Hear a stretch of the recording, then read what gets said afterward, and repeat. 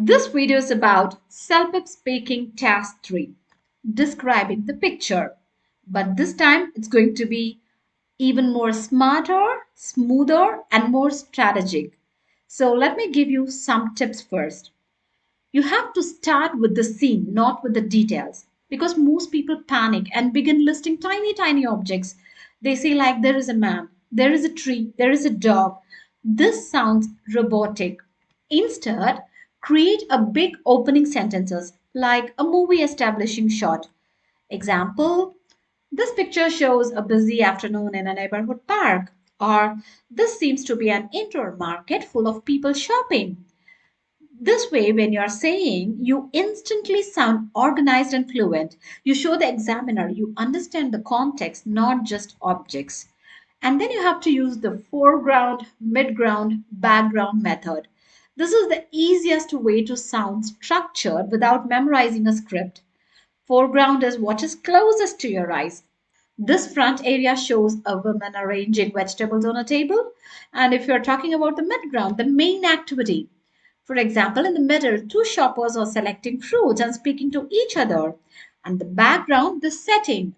Far behind them, I can see shelves, signs, and bright hanging lights. So I'm just giving you an example because this creates a smooth visual journey for the listener, like you're guiding them through the picture.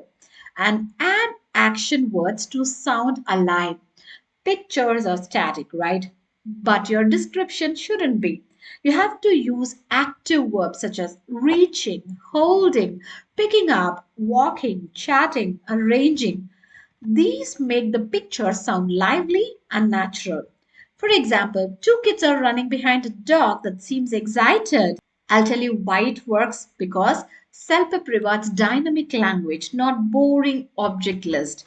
Then, describe expressions and emotions. Don't just say what people are doing, say how they look.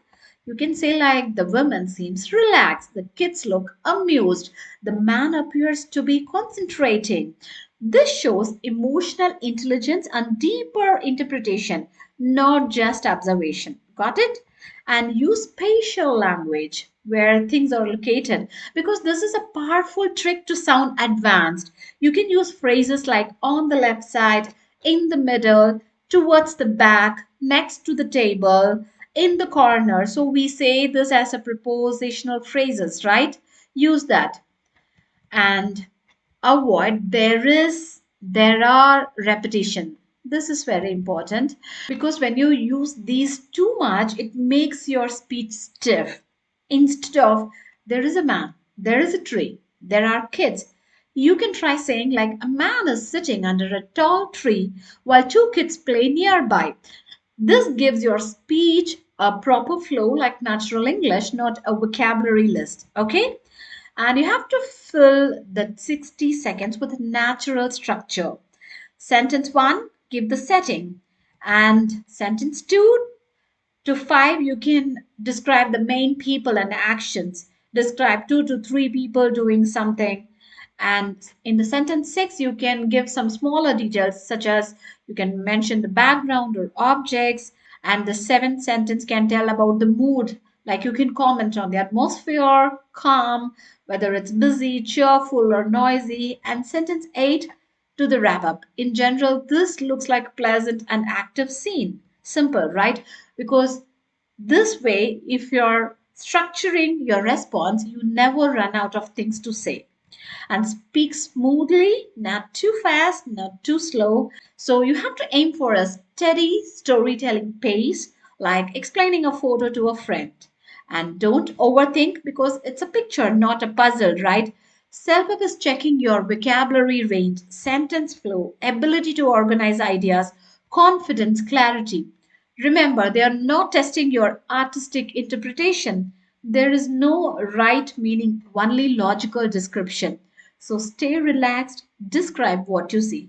You have to talk with natural confidence. Okay, now let me show you a picture here. Pause the video, observe this carefully, analyze it, and try to come up with your response. The prompt here is you have to describe the picture. What do you think is happening? And try to include as many details as you can. Are you ready? Let me give my response here. In this picture, I can see a cheerful family spending time together in a park on what looks like a warm, sunny day. There are four people: an adult man, an adult woman, a young girl, and a young boy, and they are all gathered around a friendly looking brown dog sitting patiently on the pathway. On the left side, the man is kneeling down and gently petting the dog. He seems happy and relaxed, and he is smiling warmly as he interacts with the animal. Next to him, the young girl is standing quietly and watching. She looks calm and comfortable, and she seems to be enjoying the moment. On the right side, the woman is slightly bending forward, smiling affectionately at the dog. She's carrying a striped bag on her shoulder, which suggests that the family might be out for a casual walk. In front of her, the little boy is kneeling, excitedly reaching out his hand toward the dog as if he's eager to pet it as well. He looks delighted and curious. The background shows a beautifully maintained park with lots of tall green trees, bright sunlight, and empty benches along the walkway. The overall atmosphere is peaceful and pleasant, and the family appears to be enjoying a wonderful, relaxed outing together while bonding with the dog. Now, let me tell you why this response gets you a higher score, because this one is very clear, organized, and in the opening, I have given that in this picture, I can see a family of four, which shows that I have understood the task, right? And I also immediately answered what is happening. And I have also started with a general overview before adding details, exactly what CELPIP expects. So this introduction sets the stage and shows control over the structure.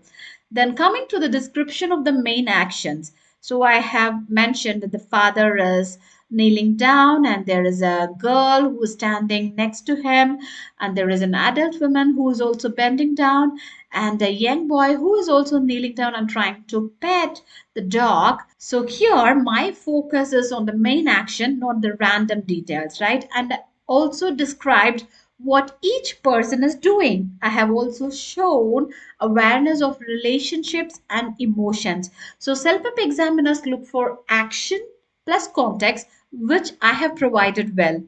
And the next one is emotional and social details. I have mentioned about their emotions and expressions, how they felt, all these things, right? By adding depth, not just listing objects, I have demonstrated the interpretation of their expressions, feelings, and emotions. So, this shows that I can infer feelings from the scene, which gives you a higher band skill. Remember, self rewards candidates who go beyond surface level description, which keeps the prediction realistic, and that one self values. And I have also used logical inferences, which keeps the prediction realistic, that self values. Examiners mark this as an evidence of coherent speculation. And background awareness, I have mentioned about the nature's trail or park with trees, sunlight, empty bench, all these things, right? So here it demonstrated that I have noticed the setting and it creates a fuller picture. And remember, this prevents your response from sounding too short or limited. Task 3 wants reasonable guesses, not dramatic storytelling.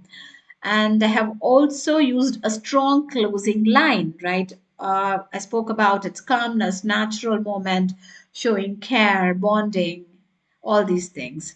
So this prevents your answer from sounding cut off or unfinished. Got it? So try to include all the details in order to get higher score. That's all for today's video. Kindly like, share, and subscribe for more self-help tips. See you in the next video. Bye-bye.